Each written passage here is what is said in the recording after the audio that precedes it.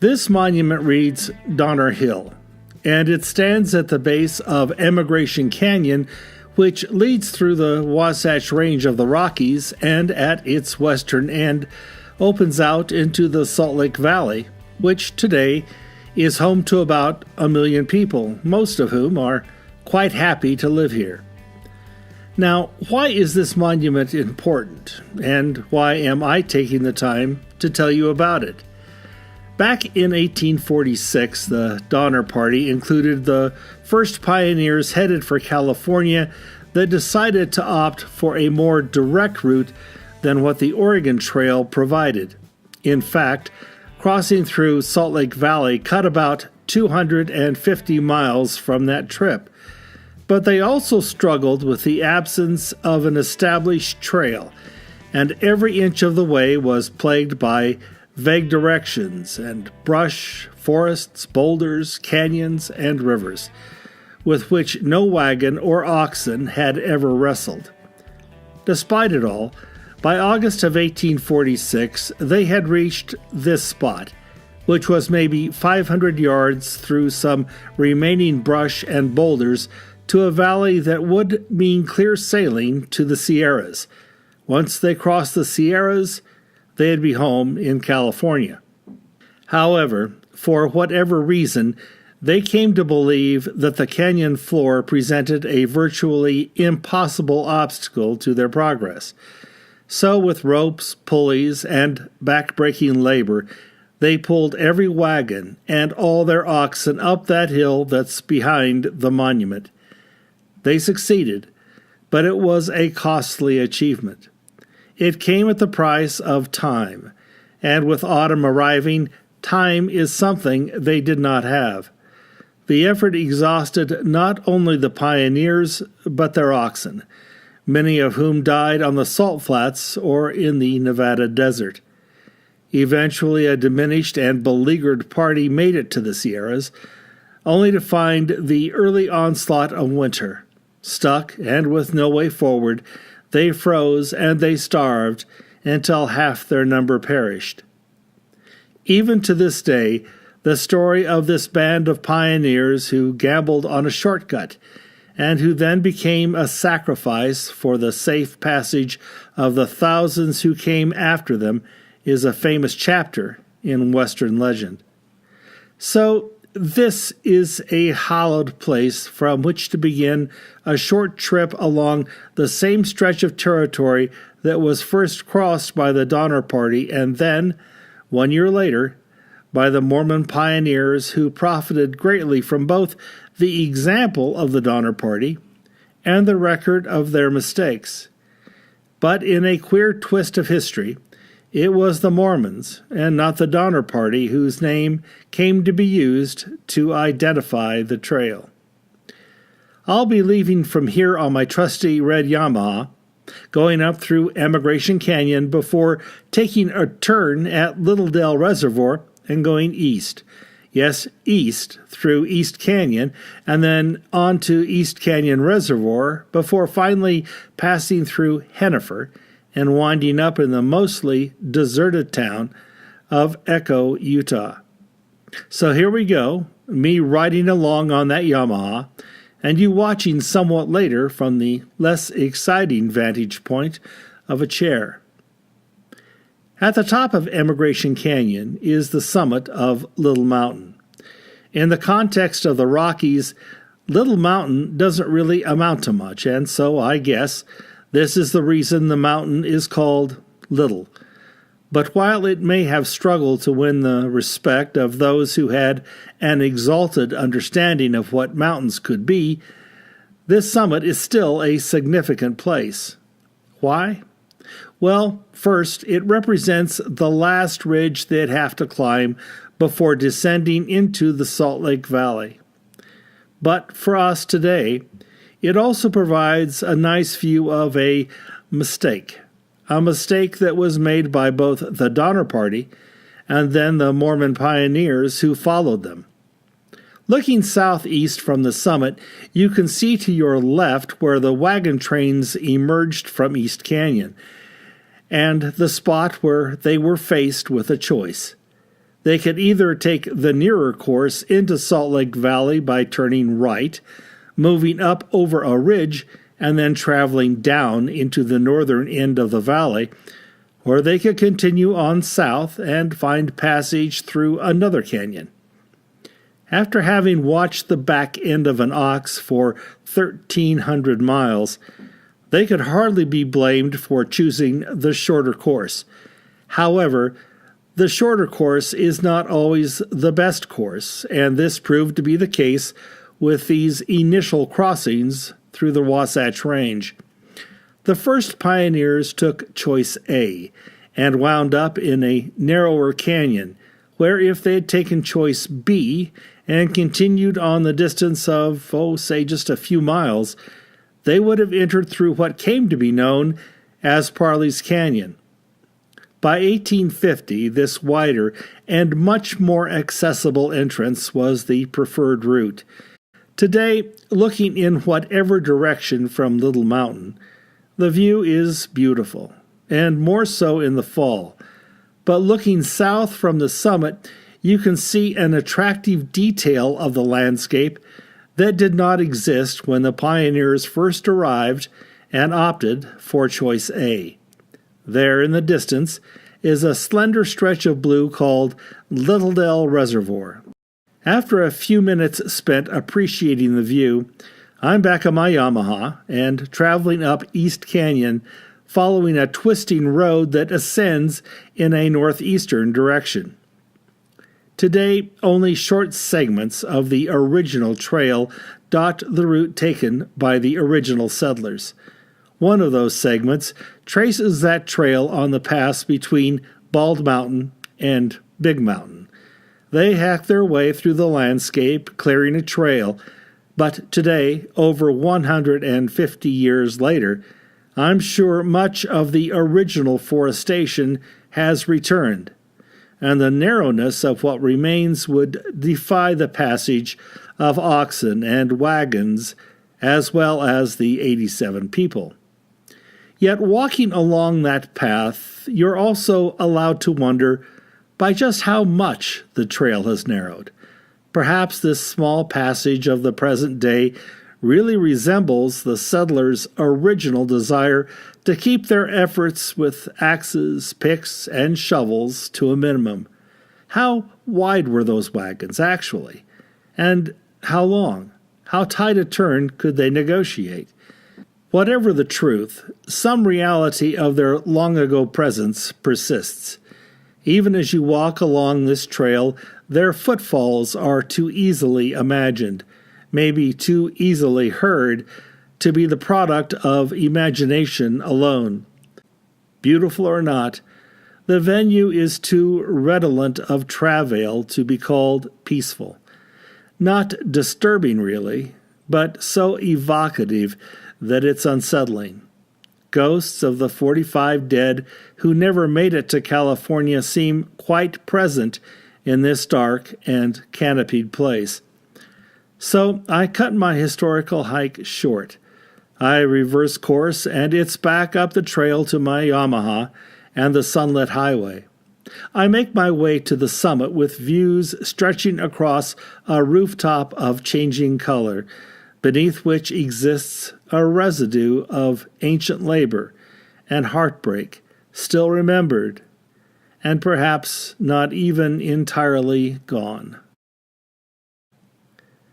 I followed the zigzag course of State Highway 65 down from its summit on the shoulder of Big Mountain and past the sign announcing the border of Morgan County.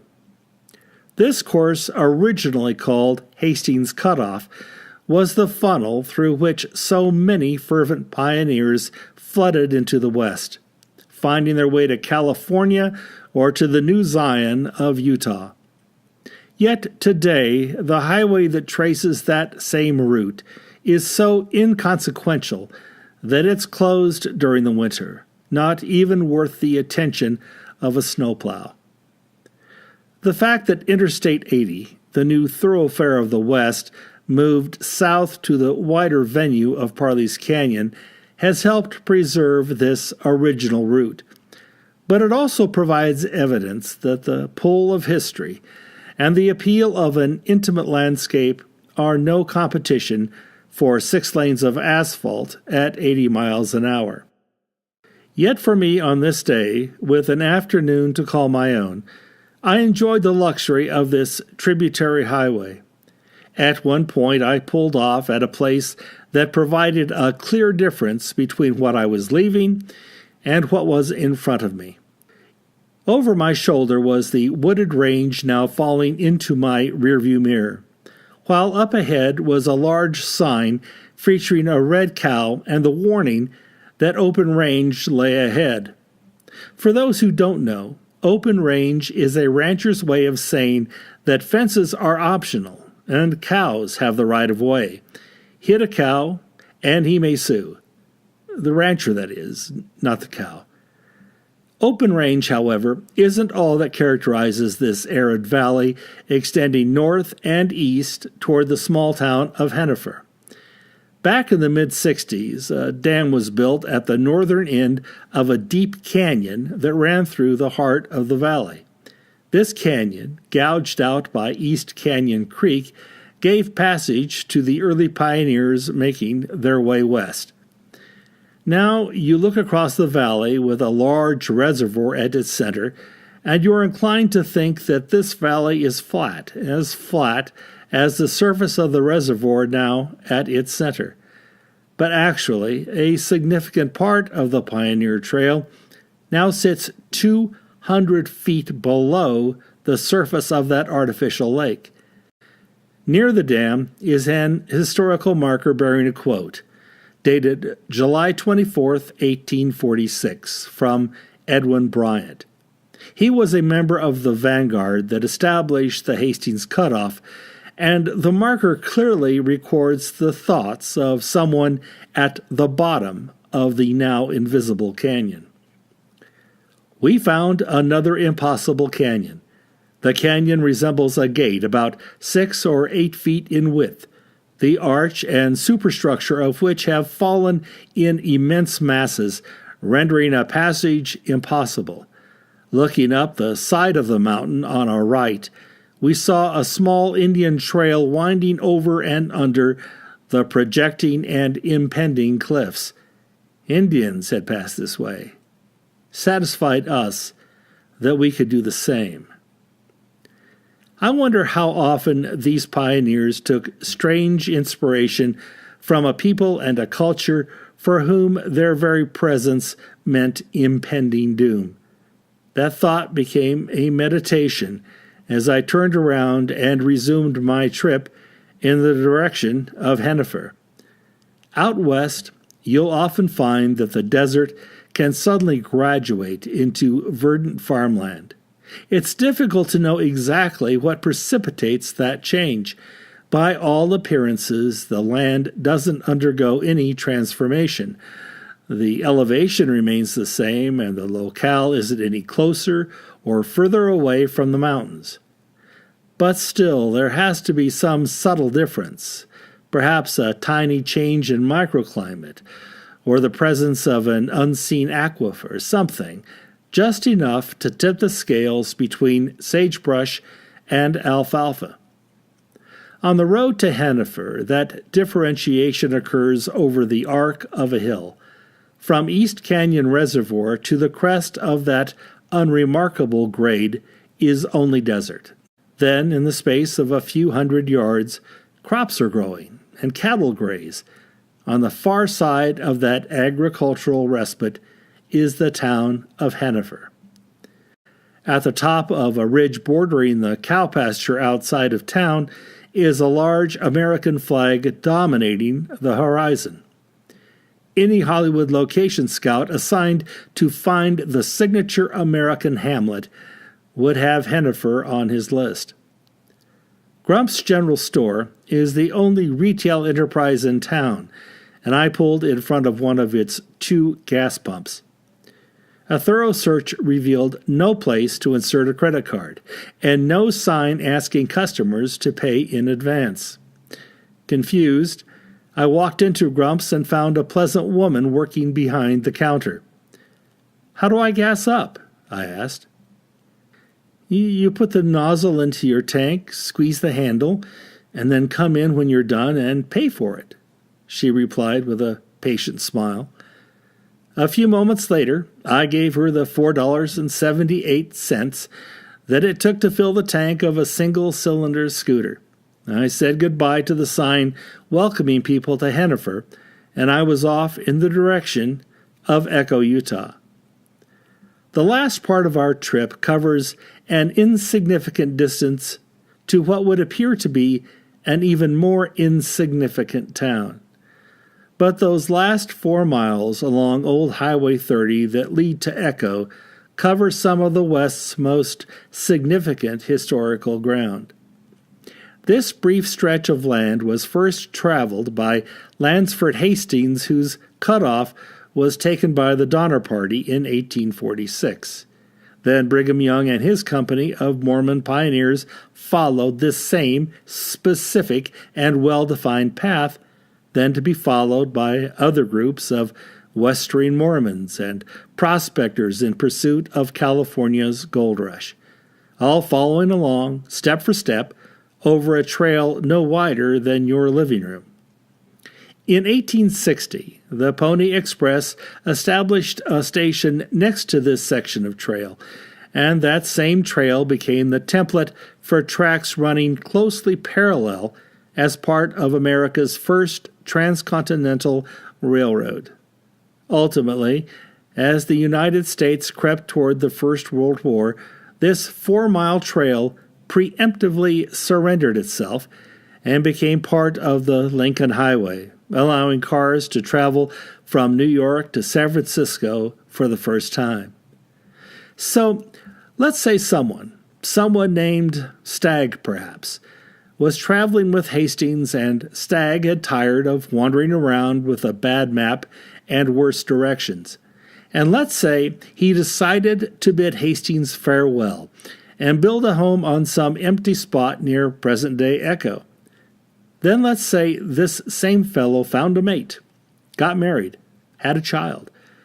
This imagined child would still be a toddler when Brigham Young rode by, sick to the verge of death, and traveling toward an unsettled valley somewhere to the west. Then let's say this child lived out his days in that very home, spending his evenings on the front porch and watching the world ride by. Well, the day a Pony Express rider first galloped by the boy's as yet undetermined address, he would still be less than a teenager. And then, before he was of legal age, locomotives would be operating 100 yards from his front door, filling the air with steam. More years would pass. He would learn that the Civil War had ended. America had won its war with Spain. Mark Twain had died. The Titanic had sunk, and his home was now eligible for telephone service. Then, in the early decades of the 20th century, he could walk out his front door, look beyond his white picket fence, and see automobiles passing by on their way to distant places. And all of this could have happened in the space of a single lifetime. Yet today we think we're exceptional, the first generation to live in an age of great disruption and profound change. Echo never became large, and it was never very significant. Whatever status it had came from its accidental location at the intersection of so many pivotal events. During the 1920s, Echo reached its apex.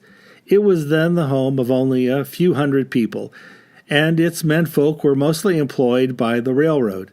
It had a depot, a general store, a post office, a school, a church, a restaurant or two, and a gas station. Its sole function was to attach helper locomotives to trains before they took the grade up Echo Canyon. Finally, the Great Depression irrevocably moved the shallow vector of Echo's prosperity toward the horizontal axis. To the present day, that vector has remained unchanged. The advent of diesel engines ended the need for helper locomotives, and as the population dwindled, The small motel, the general store, a few cafes, and the gas station managed to hang on, solely dependent on automobile traffic along the Lincoln Highway. But then came the interstates, and during the 1950s and 60s, even that meager source of survival began to fade away. Eventually, traffic was rerouted along Interstate 80, and Echo was missed by less than a mile that made it virtually invisible.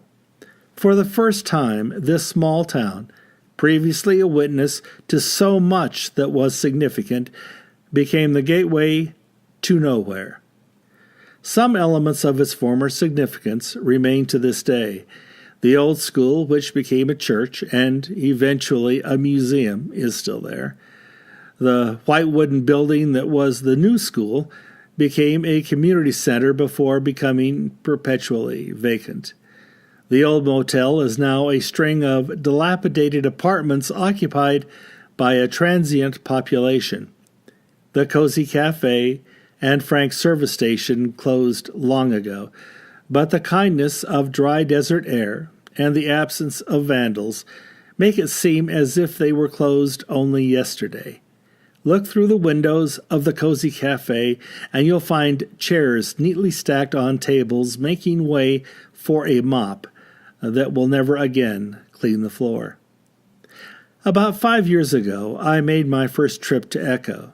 Something about the well-preserved vacancy of the place and the reference of its design and signage to a time when I was young appealed to me. Back then, I was driving a car, and I pulled into the empty parking lot which surrounds the closed cafe. I wandered around for a while taking photographs, peeking inside and reading out-of-date announcements pinned to a bulletin board. Then another car pulled up. Inside was an old man in the passenger seat hooked up to an oxygen machine, while behind the wheel was a man of middle age. The driver got out and moved around the back of the car on the way to helping the older man make his exit. Hoping to forestall their efforts, I called out, "The place is closed." "We know," said the younger man. "Dad owns the place. Spent most of his life working here." The old man hobbled up to the sidewalk that surrounded the front of the cafe. The younger man explained, "Dad wanted to check it out. He's been hospitalized down in Salt Lake and misses the place. Still worries about it some."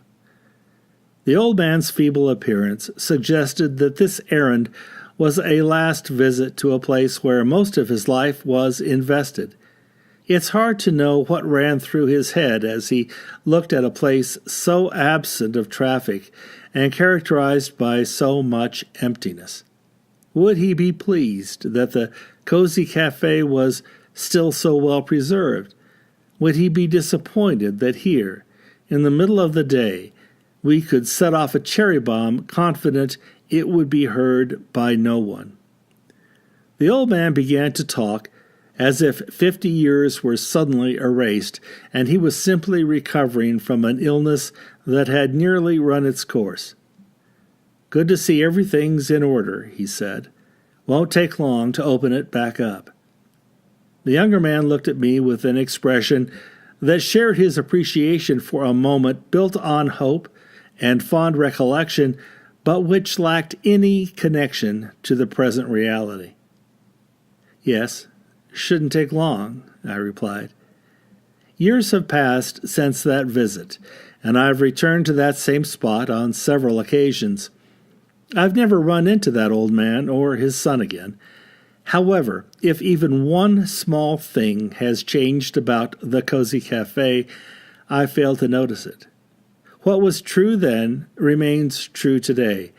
If anyone decides to open it back up, it shouldn't take long. Just north of the Cozy Cafe is a duet of white clapboard buildings. Set further back is the larger building that was once called the New School, and in front of it is the only establishment still operating in Echo, the post office. It's open 8 to 10, Monday through Saturday, and according to a sign inside its front door, if you need help after hours, please contact Bev, Ann, or Chad, and we will help you the best that we can. There is one small street in Echo, and it runs perpendicular to the old highway. It's along that short stretch of blacktop that the few homes in Echo are located. At the end are large, bowering trees that lead up to what was once a school, but which later became a church of changing denominations. Now it's a museum, open only a few hours a day, for only a few days a week, and for only a few months a year. None of my trips to Echo have ever found it open. Behind the old school is a dramatic backdrop of red rock cliffs called the Egyptian Tombs. Apropos of that bleak and mournful name is a small cemetery established at their base. Despite its location and age, the cemetery is almost excessively neat. Check the tombstones and you'll find very few that reference a death in recent times. For the most part, the tombstones mark the passing of people whose lives ended more than 100 years ago. A large number of the dear departed share the same last name, Stagg. Virtually all of the markers are made of stone, and what distinguishes one from the other is mostly the name and how weathered the stone has now become. Yet there is one exception, and it is among the few recent markers. It is not fabricated of stone. It is rough-hewn, carved out of wood, and it combines a marker with a bench frequently draped with a garland of artificial flowers. Carved on the marker are these words: "My wife, my life, Sharon L. Stagg, 5/24/1956 to 5/26/2013. And then on the latticework that creates the bench is carved, "When forever ends, a new day will begin. The chosen one will come with the rising sun. Scott and Sharon will unite forever on the beginning of the dawn. Rest peacefully, Sharon Stagg." The sentiment is touching, and it's easy to empathize with someone who registers their love and their loss with something of their own making. But perhaps it's the antiquarian in me, or simply the storyteller, that finds particular significance in a narrative arc that on this ground is so strongly felt that it registers like a force field. It is wonderfully appropriate that a name stretching back to the early invention of echo should persist and give evidence of a place so strongly characterized by fortune, hope, risk, and heartache. Those thoughts were on my mind as I returned to my red Yamaha, put on my helmet, and considered the easy choice, the obvious choice, of going forward and flying down the interstate toward home. Instead, I reversed my course, took the slower alternative, and returned home along the same intimate landscape that had brought me here.